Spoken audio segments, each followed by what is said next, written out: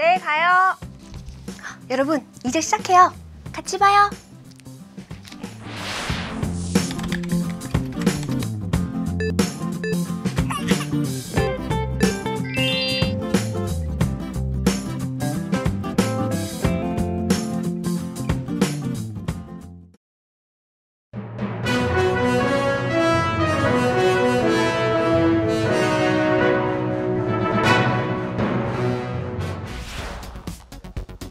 오늘의 헤드라인입니다. 오영식 코레일 사장이 최근 잇단 열차 사고에 대한 책임을 지고 사퇴했습니다. 삼성 바이오로직스가 상장 유지 결정으로 거래가 재개된 첫날부터 급등을 보였습니다. 김상조 공정거래위원장이 소득주도 상장 모델의 부작용을 인정했습니다. 피자 프랜차이즈 미스터피자를 운영하는 MP그룹의 정우현 회장이 경영 포기 확약서를 제출했습니다. MP그룹의 상장 폐지는 4개월 유예됐습니다.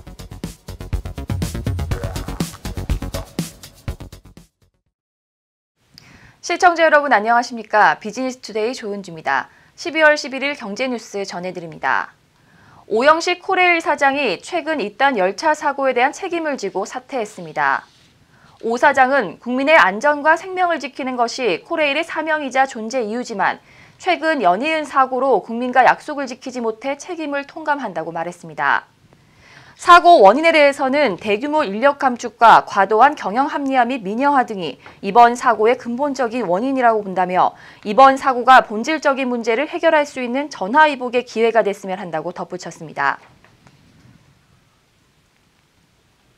삼성 바이오로직스가 상장 유지 결정으로 거래가 재개된 첫날부터 급등을 보였습니다. 오늘 오전 9시 24분 기준 삼성바이오는 거래가 중단되기 직전인 지난달 14일에 33만 4,500원보다 19.43% 급등한 39만 9,500원에 거래됐습니다. 장중 한때는 25.56%까지 치솟기도 했으며 시가총액 순위도 7위에서 4위로 상승했습니다.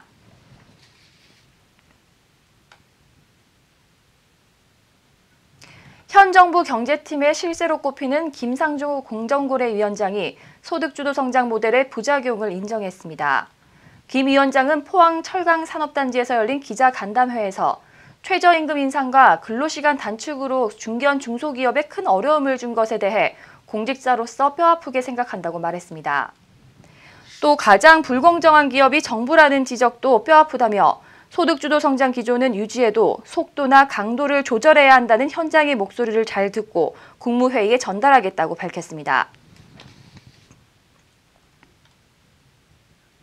피자 프랜차이즈 미스터피자를 운영하는 MP그룹의 정우현 회장이 경영 포기 확약서를 제출했습니다. 한국거래소 코스닥시장위원회는 MP그룹이 정우현 회장을 포함한 최대 주주 위인, 특수관계인 2인이 경영 포기 추가 확약서를 제출했다고 밝혔습니다. 아울러 위원회는 MP그룹에 대해 상장 폐지 여부를 심의한 결과 개선기간 4개월을 부여하기로 의결했다고 밝혔습니다. MP그룹은 개선기간이 종료되는 내년 4월 10일부터 7영업일 이내에 개선계획 이행 내역서와 결과에 대한 전문가의 확인서 등을 제출해야 합니다.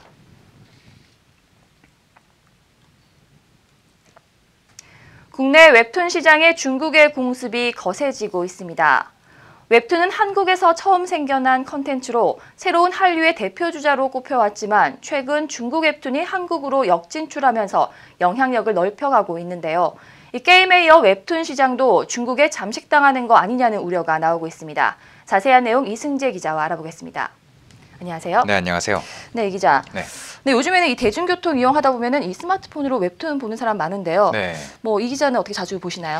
저는 뭐 막 세보진 않았는데요. 제가 한 일주일에 한 15종류의 웹툰을 보는 것 같습니다. 아, 15편이요? 네네. 네, 주로 어떤 플랫폼 이용하시나요? 저는 네이버 웹툰에서 한 14편 정도 보고요. 나머지 한 편을 레진 코믹스라는 유료 플랫폼으로 보는데요.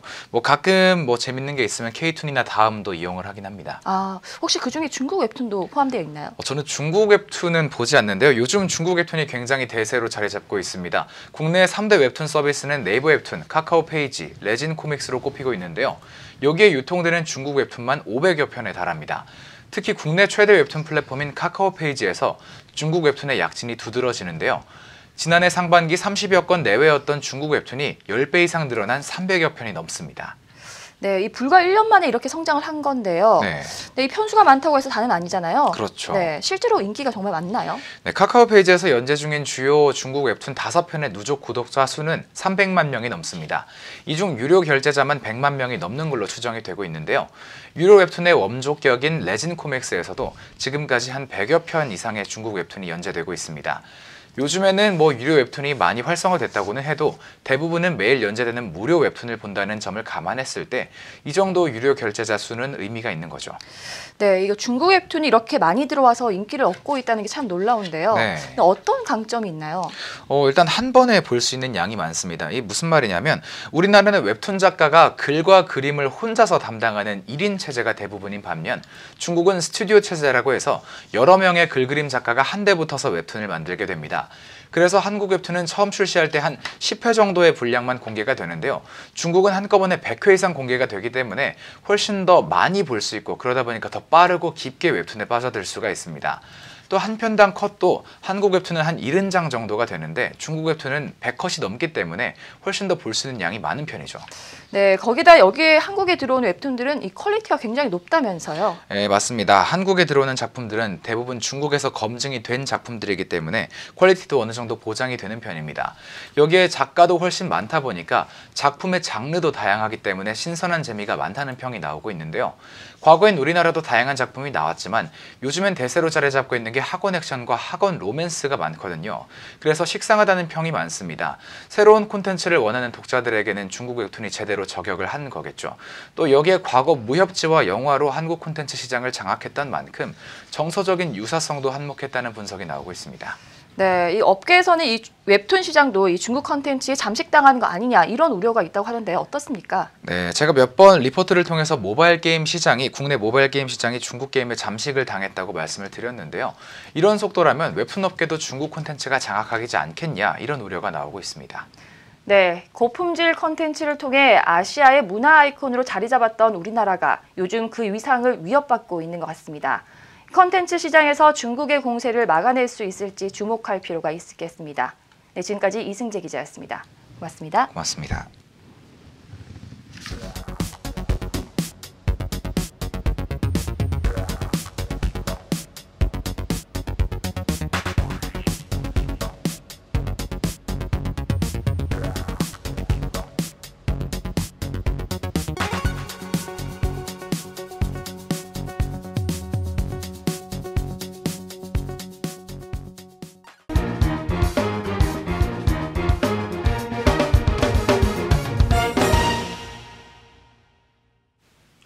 이제 가상현실은 특정 분야의 기술이 아닌 우리 생활과도 가까이 맞닿아 있는데요.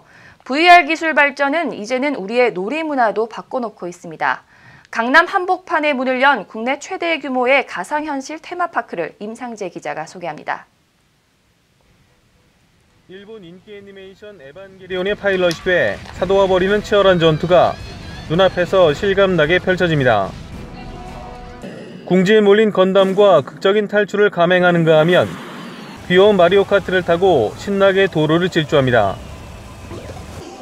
국내 최대 규모의 가상현실 테마파크가 서울 강남 한복판에 들어섰습니다. 3,960제곱미터 크기의 총 4층 규모로 지어진 VR 스테이션 강남점은 현대백화점 그룹 계열 IT 기업인 현대 ITN이가 일본 반다이 남코 뮤즈먼트와 독점 공급 계약을 맺고 인기 VR 게임을 선보이는 공간입니다. 네, 저희 VR 스테이션에서는 저희 현대 ITN이와 일본 반다이 남코 어뮤즈먼트의 독점 계약으로 마리오 카트나 신세계 에반게리온, 드래곤볼 같은 일본 유명 애니메이션 관련 VR 게임을 즐겁게 즐기실 수 있고요. VR 스테이션 강남점 2층에서는 국내 스타트업과 중소 VR 기업이 개발한 서핑과 총싸움 등을 즐길 수 있어 국내 토종 VR 게임 수준을 직접 체험할 수 있습니다. 특히 VR과 4DX 기술을 접목한 전용관에서는 영화와 미디어 아트, 웹툰 등 다양한 문화 콘텐츠를 감상할 수 있습니다. 이곳은 120명이 동시에 VR 게임을 즐길 수 있고 하루 평균 최대 5,000명까지 이용할 수 있습니다. 저희 VR 스테이션의 백미라고 할 수 있는 3층에서는 미디어 아트나 VR 시네마, VR 툰 등 다양한 미디어 콘텐츠도 다 함께 즐기실 수 있어서 친구분들이랑 같이 오던지 여러 명이서 함께 오면은 그분들이서 서로 협력해서 게임을 즐기실 수도 있고 서로 대전할 수 있는 게임도 있어서 다른 사람들이 많이 오면은 더 즐겁게 즐기실 수 있을 것 같습니다. 현대 ITNE는 VR 스테이션 강남점을 시작으로 오는 2020년까지 전국 주요 상권에 10개 이상의 VR 스테이션을 오픈할 계획입니다. 정보통신 기술의 발달로 한층 더 인간과 가까워진 가상현실. 점차 우리의 놀이문화도 바꿔놓고 있습니다. 디지털조선TV 임상재입니다.